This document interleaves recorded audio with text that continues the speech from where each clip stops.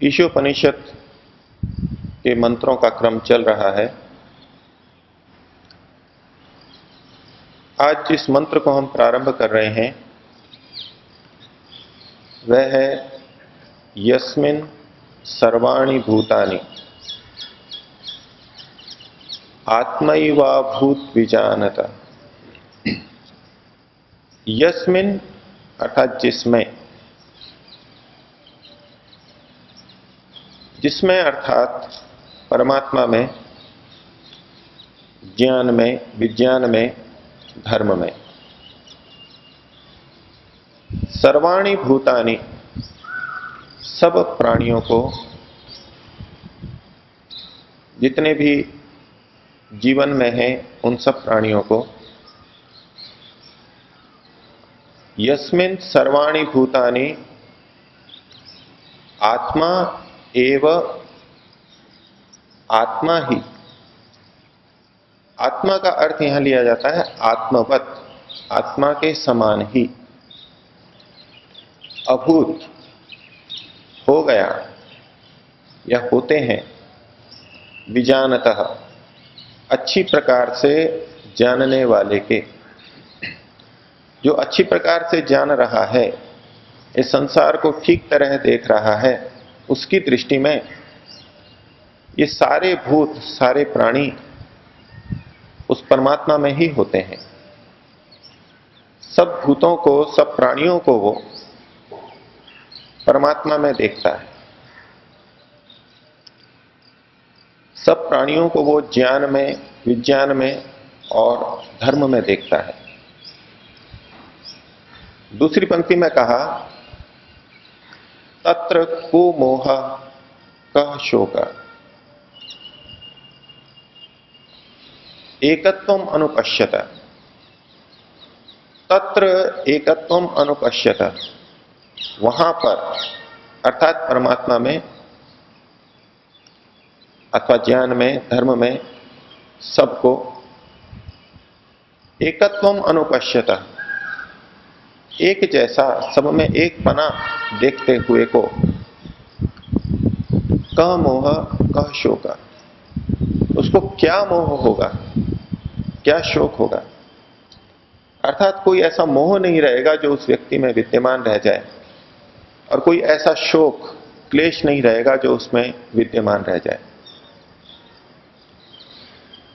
बात आती है कि हम सब प्राणियों को, इसको और सूक्ष्मता से लें तो सब आत्माओं को परमात्मा में देखें। पिछले मंत्र में भी कहा गया था कि जो सबको परमात्मा में देखता है और सब में परमात्मा को देखता है, उसके संशय मिट जाते हैं। यहां कहा जा रहा है कि जो सब में, जो सबको परमात्मा में देखता है, उस व्यक्ति के मोह और शोक मिट जाते हैं। उसको कोई मोह और शोक नहीं रहता। मोह का मतलब अज्ञान भी है, और मोह का मतलब ममता के अर्थ में भी आता है, राग के अर्थ में भी आता है, आसक्ति के अर्थ में भी आता है। जो सबको समान देख रहा है, सब प्राणियों को समान देख रहा है, परमात्मा की व्यवस्था में जो सबको समान देख रहा है, धर्म की दृष्टि से जो सबको समान देख रहा है, वो अज्ञान में नहीं पड़ेगा, उसमें कोई अज्ञान नहीं रहेगा, उसमें कोई आसक्ति, अनावश्यक ममता नहीं रहेगी, और वो शोक और क्लेश से ग्रस्त भी नहीं होगा। इस मंत्र का भाव अनेक धर्मों में, अनेक संप्रदायों में हमें देखने को मिलता है। एक वाक्य बहुत प्रचलित है कि सबको अपने जैसा देखो, हर प्राणी की आत्मा को अपने समान मानो, और जैसा व्यवहार हम अपने साथ में करते हैं, वैसा का वैसा व्यवहार दूसरी आत्मा के साथ करो। इसे धर्म के मूल के रूप में कहा गया। यदि व्यक्ति केवल इस भाव को मन में बैठा ले कि जो सामने वाला प्राणी है इसमें भी बिल्कुल मेरे जैसी आत्मा विद्यमान है, मेरी ही तरह सुख और दुख अनुभव करने वाली आत्मा विद्यमान है, जैसा हित और अहित मेरा होता है वैसा ही हित अहित इसका भी होता है, तो फिर वो व्यक्ति दूसरे के प्रति अन्याय अत्याचार क्यों करेगा, दूसरे को दुख क्यों देगा। जैसे कोई व्यक्ति अपने को दुख देना नहीं चाहता, अपने साथ अन्याय नहीं करना चाहता, ऐसा ही वो दूसरे के साथ भी नहीं करना चाहेगा।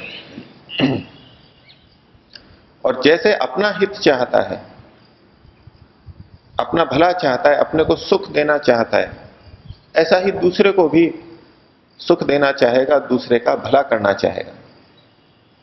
अर्थात जैसा व्यवहार वो अपने साथ करता है वैसा ही व्यवहार वो दूसरे के साथ करने लगेगा। ये कब होगा? जब सामने वाले को अपने जैसा समझेगा, एकत्व को देखेगा। नहीं तो हम जितने भी दुष्कर्म करते हैं, दूसरों के साथ अन्याय करते हैं, वहां एकत्व की भावना तो कभी नहीं मिलेगी।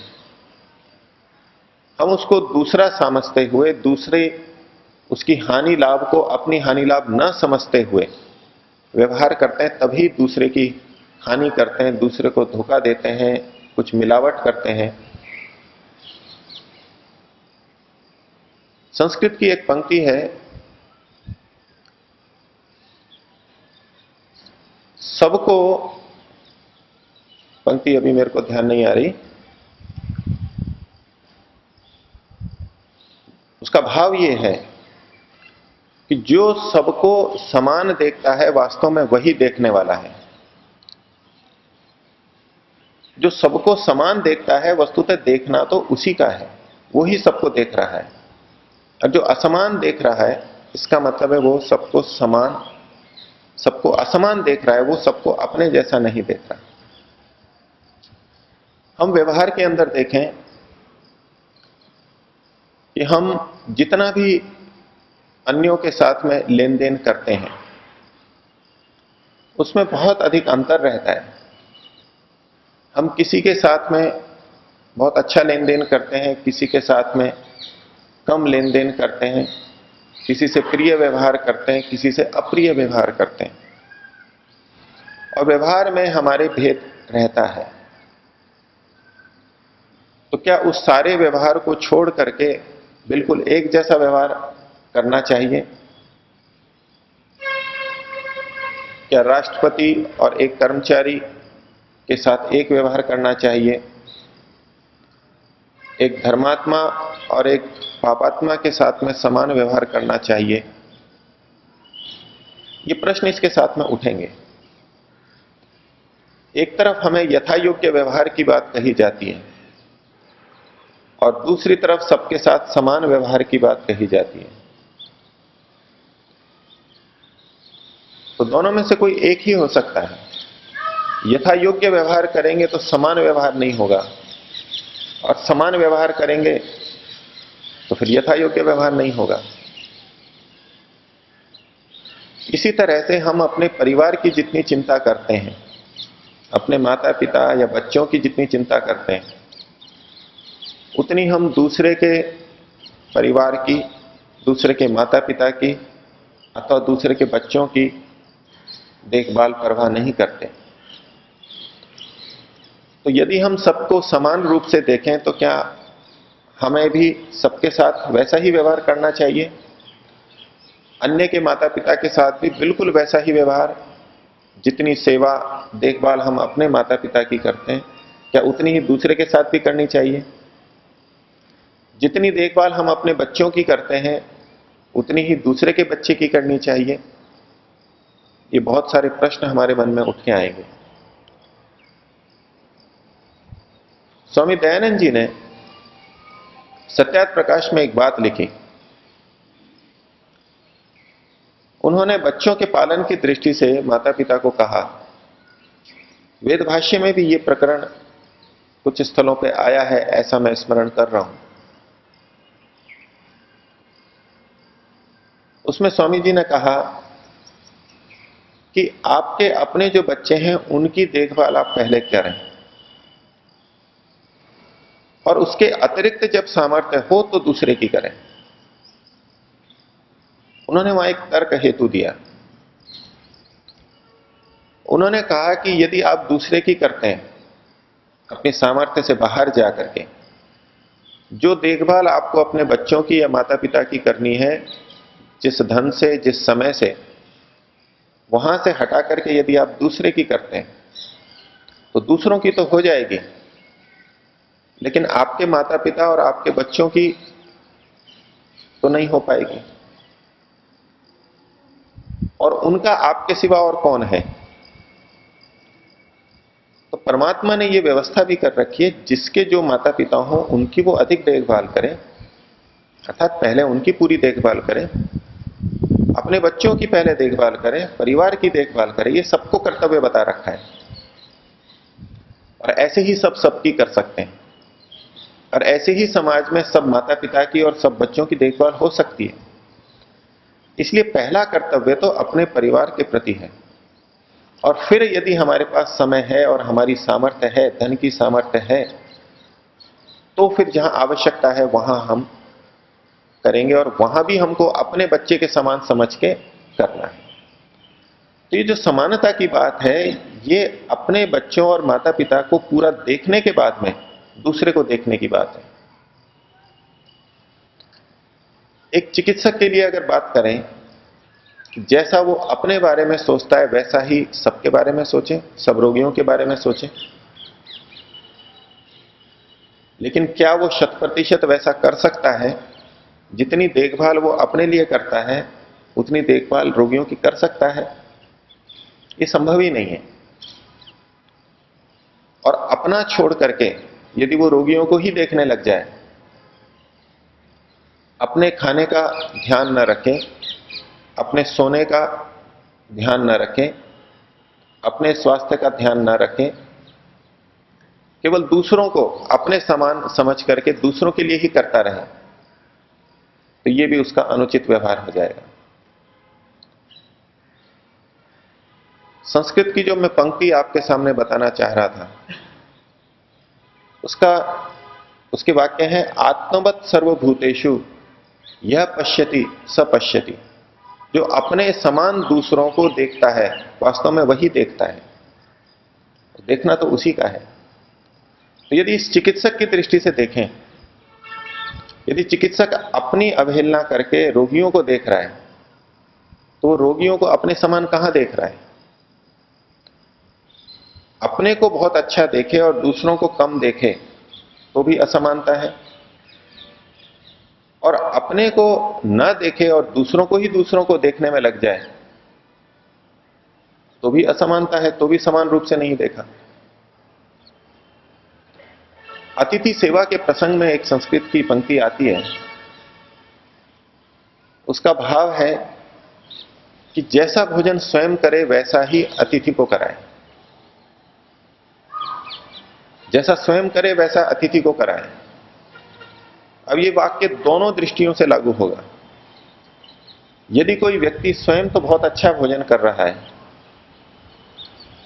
और जो घर में अतिथि आया है उसको सामान्य रूखा सूखा भोजन करा दिया, तो ये असमानता हो गई। तो ये पंक्ति यहां भी लगेगी कि हमको वैसा भोजन जैसा स्वयं करते हैं वैसा अतिथि को देना चाहिए। और इसका दूसरा पक्ष भी है कि जब हम अतिथि देवो की भव की भावना से अत्यधिक आवेशित होते हैं, बहुत अधिक भावना मन में उभरी भी होती है, तो हम अतिथि को इतना भोजन कराते हैं, इतना अच्छा भोजन कराते हैं जितना हम स्वयं नहीं करते। प्रतिदिन की बात छोड़ें, उस दिन भी हम वैसा अच्छा भोजन नहीं करते जैसा अतिथि को करवा देते हैं। हमारी भावना है अतिथि को अच्छे से अच्छा कराएं। हमारे पास थोड़े से पैसे हैं, उसमें हमने अतिथि को बहुत अच्छा कराया और फिर स्वयं रूखी सूखी खा रहे हैं, बच्चों को रूखा सूखा दे रहे हैं। एक भावना की दृष्टि से बहुत अच्छा प्रतीत होगा, लेकिन हम अपनी सामर्थ्य से अधिक अतिथि को क्यों खिलाएं? जिस दिन उस दिन जो भोजन बना है वो अतिथि को दे रहे हैं, तो हमारे बच्चों को भी वो भोजन जाना चाहिए, स्वयं भी वैसा भोजन करना चाहिए। थोड़ी बहुत न्यूनता हो तो एक समझ में आती है, कभी कभार हो तो समझ में आ सकती है। कभी वस्तु कम है तो अतिथि को पहले दी जा सकती है, लेकिन अगर व्यक्ति ऐसा ही नियम बना ले तो भी उसने समानता का व्यवहार नहीं रखा। जो सब प्राणियों को परमात्मा में देखता है, परमात्मा की व्यवस्था में देखता है और समान रूप से देखता है, उसको फिर मोह और शोक नहीं होते। स्वामी दयानंद जी ने यस्मिन का अर्थ करते हुए परमात्मा भी कहा, ज्ञान भी कहा, विज्ञान भी कहा और धर्म भी कहा। जब हम सबको समान धर्म में देखें, समान नियम में देखें, तो हमारे को मोह शोक नहीं होगा। हमारे मन में यह भाव आ जाता है कि धर्म के जो नियम मेरे पर लागू हो रहे हैं वो दूसरे पर नहीं हो रहे। हमारे को कुछ वहां गलत करते हुए भी अच्छे परिणाम दिखाई दे रहे हैं, तो हम सोचते हैं कि ये धर्म वहां लागू नहीं हो रहा, ये धर्म तो मेरे पे लागू हो रहा है, मैंने गलत किया तो मेरे को फल मिल गया। अथवा दूसरे ने अच्छा किया तो उसको फल मिला, मैंने अच्छा किया तो मेरे को फल नहीं मिला। ये धर्म उस पे लागू हो रहा है, मेरे पे तो लागू नहीं हो रहा। हम सबको धर्म के अंदर नहीं देख पाते और इससे हमारे मन में अज्ञान भी पैदा होता है और शोक भी पैदा होता है। दूसरा व्यक्ति गलत करते हुए भी यदि बढ़ रहा है तो हमको भी दुख होता है कि अधर्म करते हुए भी बढ़ रहा है, और हम धर्म करते हुए भी हानि को प्राप्त हो रहे हैं, दुख को प्राप्त हो रहे हैं, तो भी हमको शोक हो जाएगा, दुख हो जाएगा और इसका परिणाम मोह में निकलेगा। हम ईश्वर और धर्म के प्रति आस्था खो बैठेंगे। और यदि हम सबको धर्म के अंदर ही देख रहे हैं कि यहां इसका भी उचित न्याय होगा ही और मेरा भी उचित न्याय होगा ही, तो फिर हमको शोक किस बात का होगा? हमारा जो धर्म है उसका फल हमको अवश्य मिल जाएगा, दूसरे का जो पाप हो रहा है उसका भी फल उसको अवश्य मिल जाएगा। ये सब धर्म के अंतर्गत ही है, धर्म के नियम के अंतर्गत ही है। फिर हमारे को शोक और मोह, अज्ञानता क्यों आएगी? तो वेद का तो संदेश है, ईशोपनिषद का संदेश है कि जो ऐसा सबको देखता है, सब में एक जैसा भाव रखता है, आत्मा के सुख दुख के समान अन्यों का सुख दुख मानता है, उसको मोह और शोक नहीं होता। और इसकी दूसरी दृष्टि से भी कथन उतना ही सत्य मान सकते हैं कि जो ऐसा नहीं देखता वो हमेशा मोह और शोक में ही ग्रस्त रहता है। अज्ञानता उसमें अवश्य बनी रहेगी, दुख वो अवश्य भोगता रहेगा। और स्वामी जी ने यहां पर फिर से योग को, योगाभ्यास को जोड़ा है कि योगाभ्यास पूर्वक जो इस तरह से सबको देखता है वो मोह और शोक से रहित हो जाता है।